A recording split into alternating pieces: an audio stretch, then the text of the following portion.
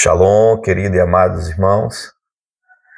Meu nome é Mirailton, seja bem-vindo ao meu canal. E hoje aprofundaremos ainda mais o conhecimento sobre essa pessoa do Espírito Santo. Afinal de contas, quem é o Espírito Santo? Quem é este maravilhoso Espírito Santo do período da graça? Se queremos ter intimidade com ele e a sua cooperação, devemos conhecê-lo bem. Embora as metáforas impessoais aplicadas ao Espírito Santo, como fogo, vento, água, pomba e assim por diante, tenham base bíblica, elas têm sido tão amplamente usadas que algumas pessoas não sabem quem na verdade ele é. Você sabia ou você sabe quem realmente é o Espírito Santo? O Espírito Santo, ele é Deus, como Deus Pai, como Deus Filho. O Espírito Santo é membro da divindade.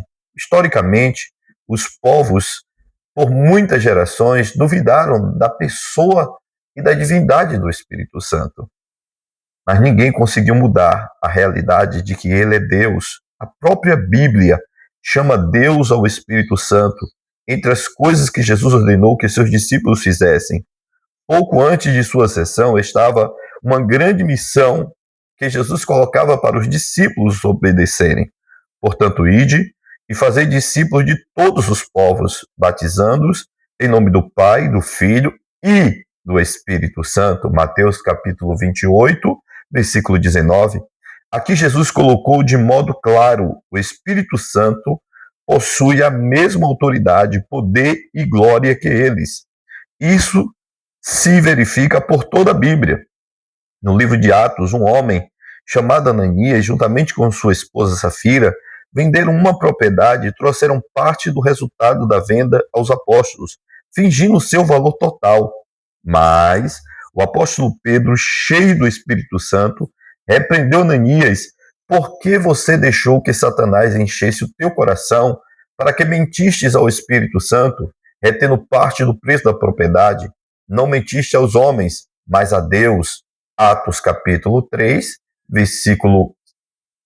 Atos capítulo 5, do versículo 3 ao 4. Aqui Pedro deu testemunho de que o Espírito Santo é Deus, ao dizer a Ananias que mentira a Deus e ao Espírito Santo, usando as palavras da maneira intercambiável. Alguns versículos do Antigo Testamento nos quais o Senhor, quem fala, são mencionados no Novo Testamento como sendo escritos pelo Espírito Santo.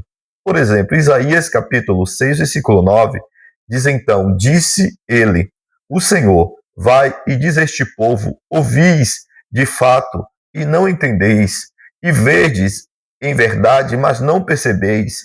Quando Paulo citou este versículo no Novo Testamento, ele creditou ao Espírito Santo. Bem falou o Espírito Santo a nossos pais pelo profeta Isaías: vai a este povo e dize: ouvindo ouvireis e de maneira nenhuma entendereis, vendo vereis e de maneira nenhuma percebereis. Atos capítulo 28, versículo 25 e versículo 26. Em passagens das Escrituras como essas, entendemos de modo claro que o Espírito Santo deveras um membro da Santa Trindade. A palavra do Senhor, Deus, no Antigo Testamento, é a mesma palavra do Espírito Santo no Novo Testamento. Veja também Jeremias capítulo 31, 33, Hebreus capítulo 10, do versículo 15 ao 16. Podemos ver, além disso, que o Espírito Santo é Deus porque efetua o trabalho que ninguém pode fazer, exceto Deus. Criou o céu e a terra pela vontade de Deus, Gênesis capítulo 1, versículo 2, Jó capítulo 26, versículo 13. Ele ressuscitou os mortos, Romanos 1, versículo 4, capítulo 6, versículo 11. Levou as pessoas a nascerem de novo, João capítulo 3, do 5 ao 7.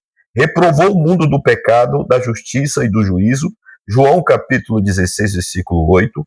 Expeliu demônios, Mateus capítulo 12, versículo 28.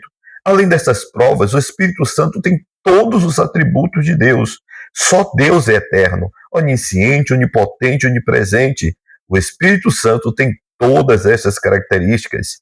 Lemos também em Hebreus 9, 14, que o Espírito Santo ele é eterno. Quanto mais o sangue de Cristo, que pelo Espírito eterno se ofereceu a si mesmo imaculado a Deus. purificará nossa consciência das obras mortas para servirmos ao Deus vivo. O Espírito Santo é onisciente, mas Deus nolas revelou pelo seu Espírito. O Espírito penetra todas as coisas, até mesmo as profundezas de Deus. 1 Coríntios, capítulo 2, versículo 10. O Espírito Santo conhece todas as coisas, até as coisas profundas de Deus. O Espírito Santo é onipotente. Respondeu-lhe o anjo a Maria: descerá sobre ti o Espírito Santo e o poder do Altíssimo te cobrirá com a sua sombra. Lucas capítulo 1, versículo 35. É evidente que o Espírito Santo é o poder do Altíssimo e para Deus nada é impossível. Por último, o Espírito Santo é onipotente. O Salmo 139 expressa bem esta onipresença. Falando ao Senhor, diz Davi: para onde me irei do teu Espírito? Para onde fugirei da tua face? Se subir ao céu, tu aí estás. Se fizer nas profundezas da minha cama, tu ali também estás. Versículo 7 ao versículo 8. Como pode o Espírito Santo não ser Deus, sendo eterno, onisciente, onipotente, onipresente? Ele também é sublime, santo, glorioso como Pai e como Filho. O Espírito Santo também tem uma personalidade. Assim que tomamos conhecimento de que o Espírito Santo é uma pessoa, uma personalidade que tem grande criatividade, assim como o Pai e o Filho, nossa posição e atitude com respeito a ele muda por completo. Há muitas maneiras pelas quais a natureza personifica o Espírito Santo. Ele influencia nosso relacionamento com ele. No livro da pessoa e obra do Espírito Santo, podemos perceber que as pessoas elas podem sim viver uma vida transformada, restaurada, curada, se dedicar a conhecer essa pessoa maravilhosa. Se relacione com o Espírito Santo, se aproxime dele, peça ajuda dele para ser alguém achegado a ele e perceba que sua vida, suas escolhas, decisões nunca mais serão as mesmas. Pai, obrigado pela pessoa maravilhosa que é o Espírito Santo. Agora eu te peço, Paizinho querido, permita com que esse querido e amado irmão seja conduzido pela presença poderosa dessa pessoa do Espírito Santo. E que neste dia, Senhor, o Senhor o conduza por caminhos retos, planos, o Senhor o guie pelas suas decisões e escolhas, o Senhor permeie o seu coração com a sua vontade e que o seu doce Espírito Santo o presenteie com um dia maravilhoso, no nome de Jesus. Amém e graças a Deus.